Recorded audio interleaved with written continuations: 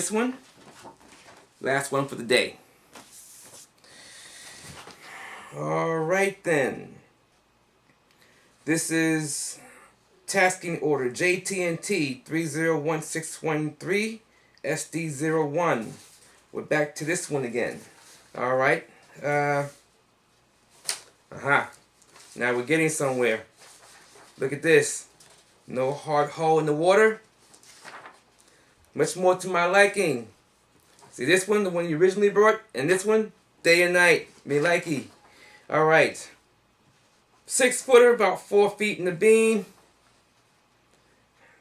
3 horsepower engine. Terrible floor system.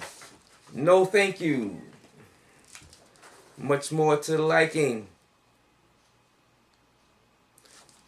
This is an excellent start platform. 16-footer. Bring me one back that's 24-footer. Just like this. Excellent floor plan. 16-footer. 6 feet in the beam more or less. I'd like to see it more like 8, but I'll take this. You have a passive canopy system, so if there's inclement weather you can deploy it out. You got hard points all around, or at least from what I can see. An excellent railing system here. 4-man crew and pilot aboard. Enough stowage for not just first aid, but definitely enough stowage here for first responders to be able to do something to save a life. You've got alright, I can see where you have a space to put the hard system. So in other words, we can attach sonar and radar aboard and have the computing power aboard to run all that material and be able to provide instant data. So that's always helpful.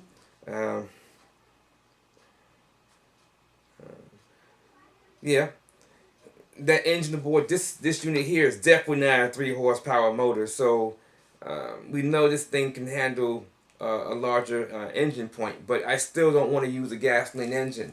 Another reason as to why I want a 24-footer that I know can handle the weight of having a diesel-powered engine aboard.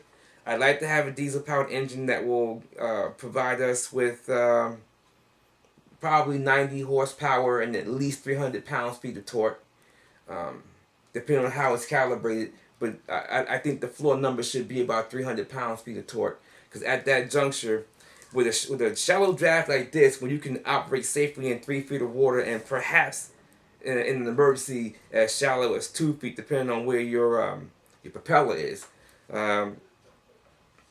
this gives you some serious flexibility whether you're out in the middle, where it's 40 feet deep, or about that, or if it's only 4 or 5 fathoms. Point is, flexibility is a beautiful thing, and being able to have that flexibility with a 4-man crew, any articulating barge operations that we have, and a unit like this is available. I'd like to have tandem deployments of this, so that means having 4 of these units around and be able to deploy 2 at any given point in time. Much more to my liking.